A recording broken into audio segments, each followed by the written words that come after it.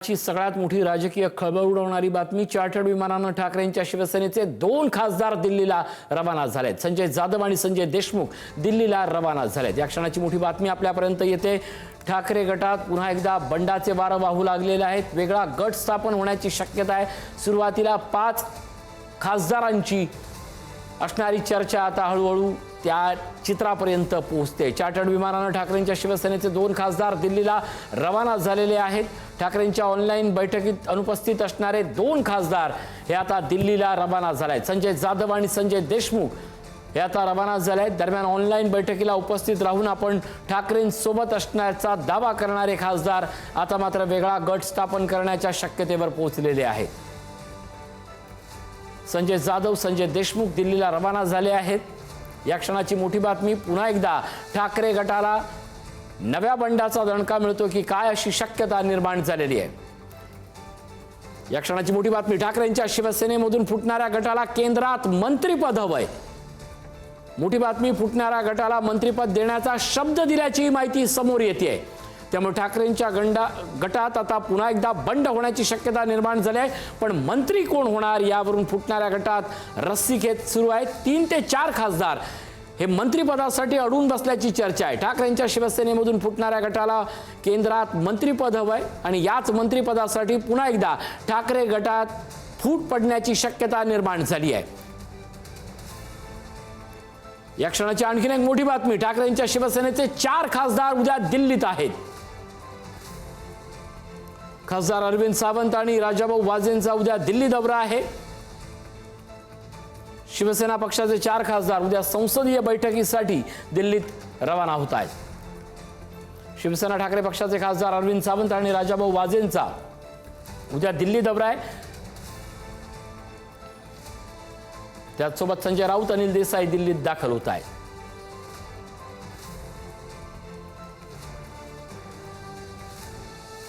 दरम्यान operation tiger थांबवण्यासाठी आता ठाकरेंचे जोरदार प्रयत्न सुरू झालेले आहेत। ठाकरे गटाच्या नेत्यांकडून पक्षाच्या खासदारांशी पुन्हा संपर्क सुरू झालाय। सुरू असलेल्या चर्चेच्या पार्श्वभूमीवर प्रत्येक खासदाराशी वैयक्तिक संपर्क साधला जातोय। खासदारांची मतं ऐकून घेऊन पक्षाच्या वरिष्ठ नेत्यांना कळवली जाणार आहेत।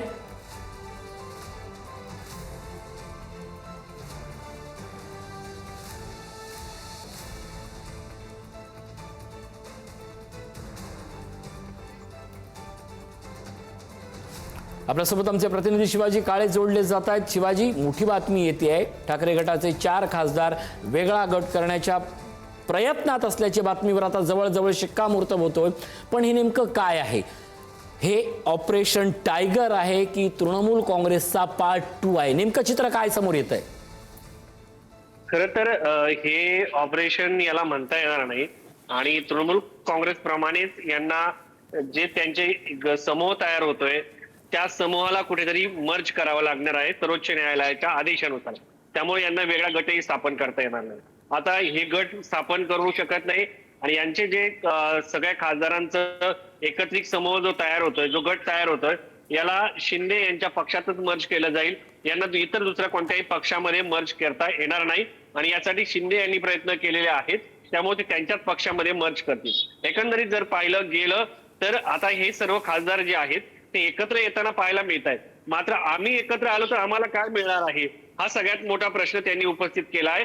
आणि खास करून जी माहिती मिळते, मराठवाड्यातील जे खासदार आहेत त्या खासदारांमध्ये मंत्रिपदासाठी रस्सीखेच होताना पाहायला मिळते आहे। आम्ही येत आहोत, आमचं करिअर राजकीय स्टेकवरती लावत आहोत। आम्ही ठाकरेंचे एक काळ निष्ठावंत होतो आणि त्यांच्याकडनं आम्ही तुमच्याकडे येतोय। तर यातील एका खासदाराला राज्यमंत्रीपद मिळणं अपेक्षित आहे। त्यासाठी त्यांचे भांडण देखील सुरू आहे।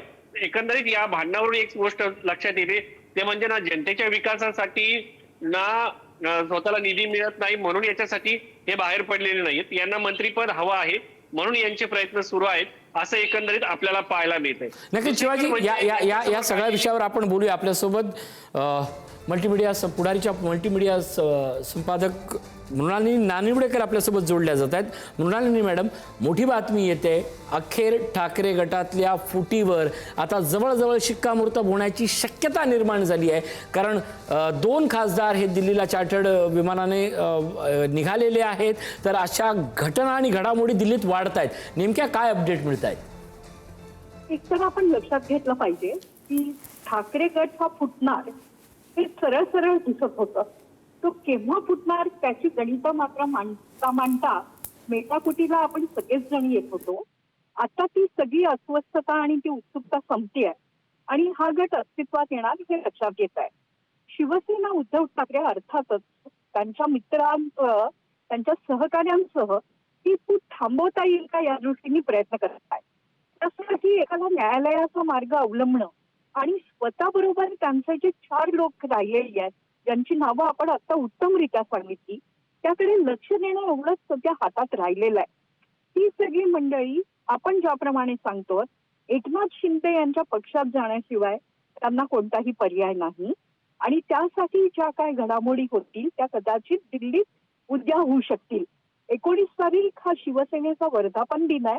त्यामुळे तो घडामोडींचा अतिशय महत्वाचा दिवस ठरण्याची शक्यता आहे. दुसरं असं की जे काय खासदार जात आहेत त्यांना मंत्रिपदाची आश्वासनं वगैरे देणं हे सध्या तरी एकनाथ शिंदेच्या हातात नाही.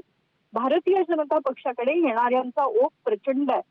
पण येण्यासाठी जी काय आश्वासनं जे काय लॉलीपॉप दिले जात आहेत ते कदाचित संसदीय राजकारणात अस्वस्थता निर्माण करणारे असतील आणि या विरोधात ममता बॅनर्जी, संजय राऊत, उद्धव ठाकरे यांच्यासारखे दिग्गज नेते येऊन एकत्र आघाडी उभारून लोकशाही धोक्याचा नारा देऊ शकतील. नैतिकदृष्ट्या जे काय वर्तन होत आहे सत्ताधारी युतीकडून ते खरोखर चूक आहे. पण लोकशाहीमध्ये संख्याबळ हे सर्वात महत्वाचं असतं. त्या संख्याबळाच्या आधारावर भारतीय जनता पक्ष आता थोड्याच दिवसात सीमांकन म्हणजे डिलिमिटेशनचं बिल आणि महिला आरक्षण विधेयक पारित करून घेईल हे अगदी स्पष्टपणे आता दिसतंय. एकनाथ शिंदे यांच्या ताकदीत भर पडलेली आहे. पण तेही लक्षात घेतलं पाहिजे या संपूर्ण ऑपरेशन मध्ये देवेंद्र फडणवीस यांचीही पडद्यामागची भूमिका तितकीच महत्वाची होती आणि त्यांनी हो म्हणण्यापर्यंत यातलं काहीही घडलेलं नाही. यातला जो सगळ्यात महत्त्वाचा मुद्दा आहे मॅडम तो म्हणजे आत्ता जी चर्चा होते ती म्हणजे की फूट होणार हे जरी स्पष्ट दिसत असलं तरी या फुटीतला नेमका चेहरा कसा असेल? ऑपरेशन टायगरचा असेल, तृणमूल असेल की ऑपरेशन लोटस असेल? नेमकं काय दिसतंय? ऍक्च्युली भारतात जो काय पक्षांतर बंदीचा कायदा आहे तो अतिशय महत्वाचा आहे. त्या आधारेच आपल्याला याकडे पाहावं लागेल.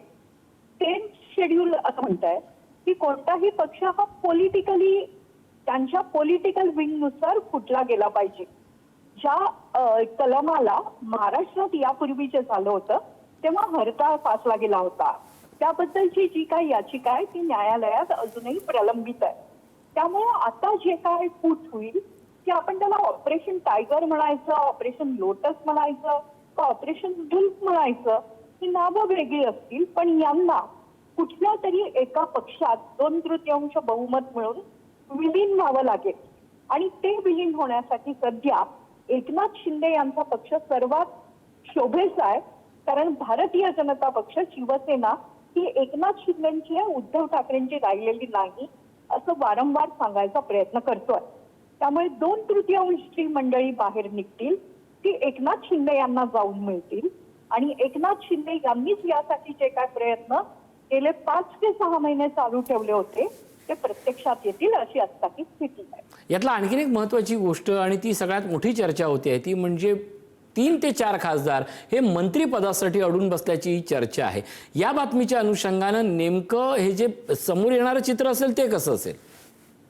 मला खरं तर वाटतं की जाणारा जो असतो तो बऱ्याचदा मला हे पद हवं, प्रमुख हवं अशा मागण्या करतो कारण त्याचं जाणं महत्वाचं असतं.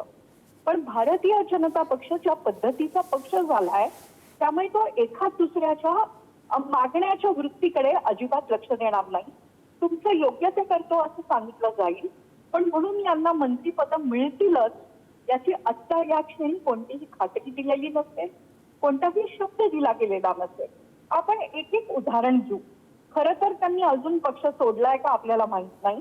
त्यामुळे त्यांचं नाव घेणं अन्याय करणारं ठरेल म्हणून मी मुंबईतल्या एका पूर्व उपनगरातल्या खासदाराची गोष्ट सांगते.